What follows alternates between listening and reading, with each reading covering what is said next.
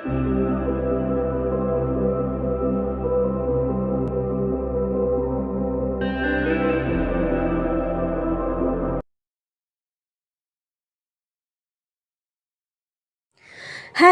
Everyone. तो आज हम इस वीडियो के द्वारा गुजरात बोर्ड का हिंदी जो कि क्लास 12th का है, इसके चैप्टर नंबर 18 मेरे राम का मुकुट भीग रहा है, जिसे लिखा है विद्यानिवास मिश्र ने, इसे हमने पढ़ा था। आज हम इसके अभ्यास कार्य को करने वाले हैं। तो अगर आपने इससे पहले वाले वीडियो नहीं देखे हैं तो आप उसे देख लें, ताकि आपको पूरा चैप्टर अच्छे से समझ में आ जाए और आपको इसके प्रश्नोत्तर करने में आसानी हो। तो आइए इसे हम स्टार्ट करते हैं। फर्स्ट क्वेश्चन है, निम्नलिखित प्रश्नों के उत्तर दिए गए विकल्पों में से चुनकर लिखिए। इसका पहला क्वेश्चन है, महीनों से मन उदास है क्योंकि घर में शोक का माहौल था, कुछ तबीयत ढीली, कुछ तनाव और टूटने का डर था, घर में हर रोज़ झगड़े होते थे, आय का कोई साधन नहीं रहा। तो इसका सही आंसर होगा कुछ तबीयत ढीली, कुछ तनाव और टूटने का डर था।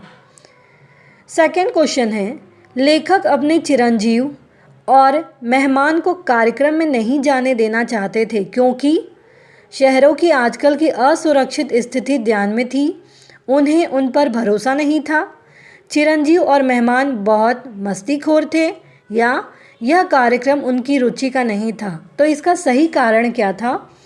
शहरों की आजकल की असुरक्षित स्थिति ध्यान में थी, इसीलिए वो चिरंजीव और जो उनकी मेहमान कन्या है उनको कार्यक्रम में जाने की अनुमति नहीं दे रहे थे। थर्ड क्वेश्चन है, गृहिणी बहुत उद्विग्न थी क्योंकि बहुत परेशान थी। क्यों थी ऐसा? वह बीमार थी, शहर में कर्फ्यू लगा था, यहाँ रॉन्ग लिखा है स्पेलिंग। सी है 12 बजे भी लोग लौटे नहीं थे, या शहर में गुंडागर्दी बढ़ गई थी। तो इसका सही आंसर होगा 12 बज गए थे लेकिन भी वो लोग अभी नहीं लौटे थे, इसीलिए गृहिणी जो थी वो परेशान थी, उद्विग्न थी। फोर्थ क्वेश्चन है, राम के साथ डैश लक्ष्मण और सीता है, कोई नहीं है, कोई जाने को तैयार नहीं होता, भरत की जाने की इच्छा है। इसमें क्या है आंसर? तो राम के साथ कौन वनवास गया था? वो है लक्ष्मण और सीता। फिफ्थ क्वेश्चन है, राम की झोपड़ी डैश जंगलों के आसपास किसी टेकरी पर है, टूटी फूटी बिखरी हुई पड़ी है, में कोई रहता नहीं है, या फूल पत्तों से सजी हुई थी। तो राम की जो झोपड़ी है वो जंगलों के आसपास किसी टेकरी पर है, ये इसका सही आंसर होगा। नेक्स्ट है, हमने ये एमसीक्यू को भी ले लिया है जो लास्ट में आपके पूछे गए हैं, तो सारे एमसीक्यू आपके एक ही साथ हो जाएंगे। इसमें लिखा है सेकंड क्वेश्चन में, निम्नलिखित विधानों की पूर्ति के लिए दिए गए विकल्पों में से उचित विकल्प चुनकर वाक्य पूर्ण कीजिए। इसका फर्स्ट क्वेश्चन है, दूर कोई भी आहट होती तो डैश उग्र होकर फाटक की ओर देखने लगता, एक डर मन में पैदा हो जाता, चिंता दूर होती नजर आती। तो इसका सही आंसर होगा उग्र होकर फाटक की ओर देखने लगता। उन्हें ऐसा लगता कि चिरंजीव और मेहमान आ गए हैं, कोई भी थोड़ी सी भी आहट होती तो उन्हें ऐसा लगता कि वो मेहमान कन्या और चिरंजीव आ गए हैं और वो फाटक की तरफ देखते हैं। सेकंड क्वेश्चन पूछा है इसमें, सोचते सोचते लगा कि डैश इस देश का क्या होगा, इस देश की ही नहीं पूरे विश्व की एक कौशल्या है, घर में कोई आकर दस्तक दे रहा है। तो इसका सही आंसर क्या होगा?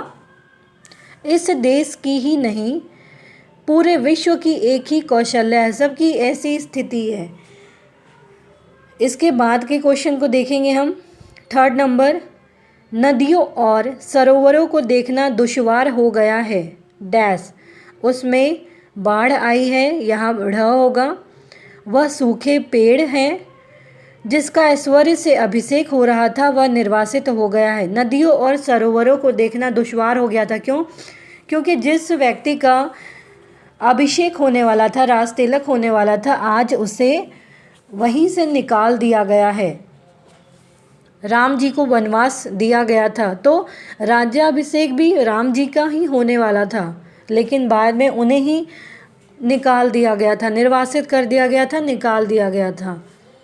तो इसीलिए खुश न होने के कारण हर एक चीज़ देखना भी अच्छा नहीं लग रहा है। नेक्स्ट 3rd नंबर क्वेश्चन देखेंगे। लिखा है निम्नलिखित प्रश्नों के उत्तर एक एक वाक्य में लिखिए। इसका फर्स्ट क्वेश्चन है लेखक के दिन कैसे बीतते हैं। तो लेखक के दिन ऐसे बीतते हैं जैसे भूतों के सपनों की एक रील पर दूसरी रील चढ़ा दी गई हो और भूतों की आकृतियाँ और डरावनी हो गई हों। तो लेखक के दिन ऐसे बीत रहे हैं क्योंकि ऐसा क्या कारण है, क्योंकि चिरंजीव और मेहमान कन्या अभी तक लौटे नहीं हैं। मन में तरह तरह के ख्याल आ रहे हैं और ऐसा लग रहा है कि भूतों के सपनों की जो एक रील है वो एक पर दूसरी चढ़ती जा रही है और बुरे बुरे ख्याल आ रहे हैं और उन्हें डर भी लग रहा है।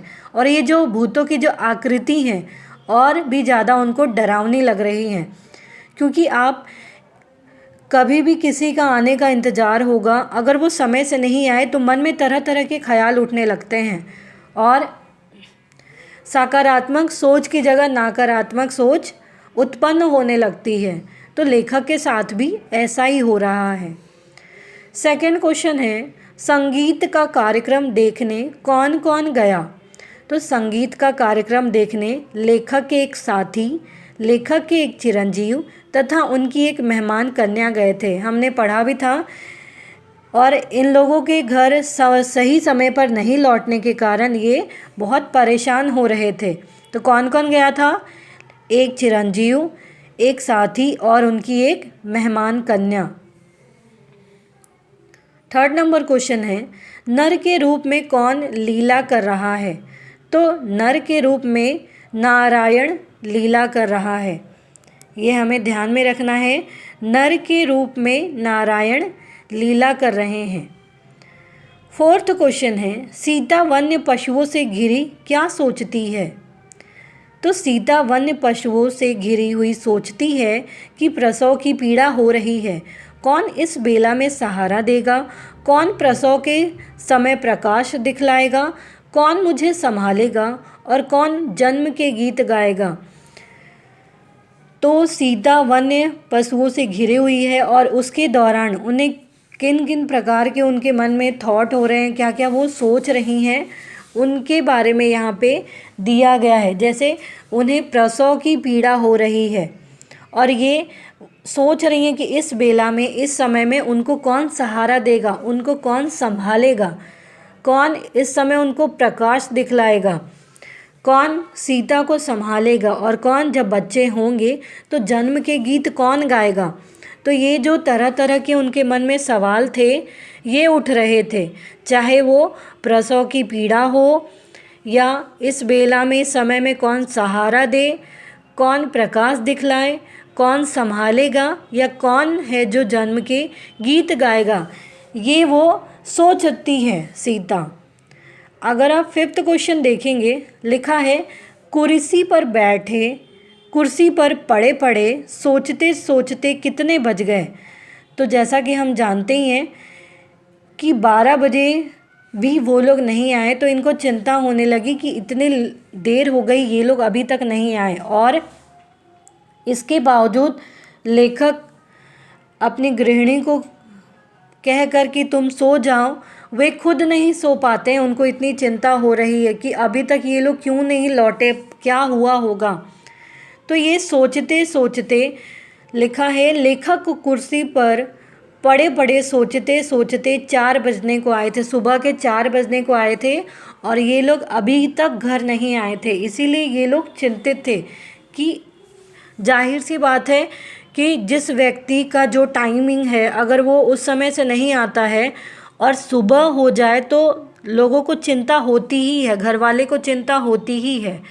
तो इनको भी ऐसे ही चिंता हो रही थी जब तक कि लेखक ने उस चिरंजीव कन्या को और उस चिरंजीव बेटे को या उस चिरंजीव को और उनकी जो मेहमान कन्या है उनको जब तक उन्होंने देख नहीं लिया तभी जाकर उन्होंने राहत की सांस ली। तो इस प्रकार से देखते हैं हम कि हमारा पार्ट 1 यहीं समाप्त होता है। उम्मीद है आपको ये क्वेश्चन आंसर समझ में आए होंगे। तो प्लीज़ आप इस वीडियो को लाइक करना, शेयर करना, कमेंट करना, सब्सक्राइब करना ना भूलें। Thank you.